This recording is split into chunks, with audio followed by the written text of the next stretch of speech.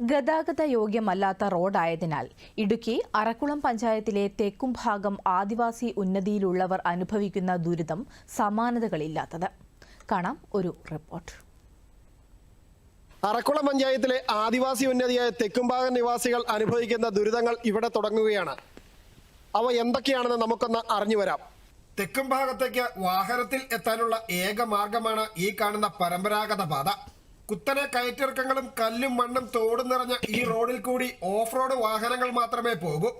ഈ ദുർഘട പാത പിന്നിട്ട് കൃത്യസമയത്ത് ആശുപത്രിയിൽ എത്തിക്കാത്തതിനാൽ സ്വന്തം പിതാവും മുത്തച്ഛിയും ഉൾപ്പെടെയുള്ളവരുടെ ജീവൻ നഷ്ടപ്പെട്ടതും അയൽ വീടുകളിലെ ഗർഭിണികളായ ചേച്ചിമാർ വഴിയിൽ പ്രസവിച്ചതും ഒക്കെയുള്ള അനുഭവമാണ് വിദ്യാർത്ഥിനിയായ അർച്ചന സജിക്ക് പറയാനുള്ളത്. അത് മറക്കാനാവാത്ത അനുഭവങ്ങളാണ് എൻ്റെ ജീവിതത്തിൽ ഉണ്ടായത്. എൻ്റെ അച്ഛനും അച്ഛമ്മയൊക്കെ ഈ അസുഖം മൂലം പെട്ടെന്ന് ആശുപത്രിയിൽ എത്തിക്കാൻ കഴിഞ്ഞില്ല. അത് ഏറ്റവും വലിയ പ്രശ്നം ഇവിടുത്തെ അടിസ്ഥാന സൗകര്യമായ ഗതാഗതം ഒട്ടും ഇല്ലായ്മയാണ്. അതുകൊണ്ട് അവർ മരണത്തിന് കീഴടങ്ങി. പിന്നെ അതുകൂടാണ്ട് ഈ ഗ്രാമത്തിൽ 2 ആന്റിമാർ റോട്ടിൽ കിടന്ന് പ്രസവിക്കുന്നുണ്ട്. അപ്പോൾ ഈ റോഡ് നന്നാക്കണമെന്ന ആവശ്യത്തിന് കാലങ്ങളുടെ പഴക്കമുണ്ട്. എന്നാൽ വനംവകുപ്പിന്റെ എതിർപ്പ് കാരണം റോഡിന്റെ വികസനം തടസ്സപ്പെടുകയാണ് പതിവ്. ഞങ്ങൾ നാട്ടുകാരുടെ കൂട്ടായ്മയോട് കൂടി ഞങ്ങൾ ഇവിടെ റോഡിൽ കുറച്ച് മണ്ണിട്ട് നികത്തി ഗതാഗത യോഗ്യമാക്കാൻ നോക്കിയിരുന്നു. അത് വന്ന് ഫോറസ്റ്റുകാർ വന്ന് തടയുകയൊക്കെ സംഭവം ഉണ്ടായിട്ടുണ്ട്.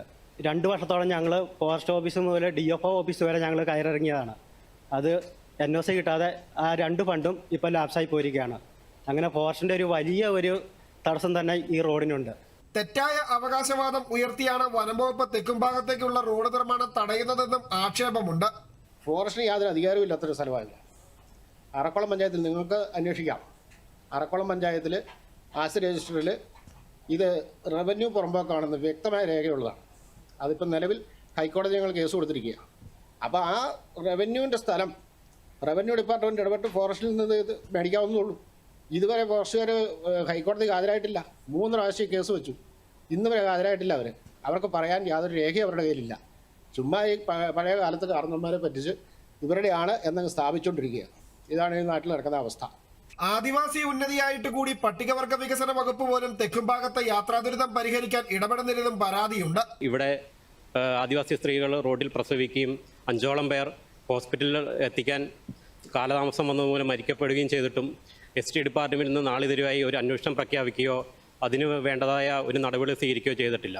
അവികസിത ആദിവാസി ഉന്നതിയായ തെക്കുംഭാഗം നിവാസികൾക്ക് സഞ്ചാരയോഗ്യമായ ഒരു വഴി എന്നതാണ് ഏറ്റവും അത്യാവശ്യമായ കാര്യം. അത് എത്രയും പെട്ടെന്ന് യാഥാർത്ഥ്യമാക്കണമെന്ന അപേക്ഷ മാത്രമാണ് ഇവർക്കുള്ളത്. തെക്കുംഭാഗത്ത് നിന്നും cameraman Ryzen DS Ratheesh Krishna, Doordarshan news, Idukki.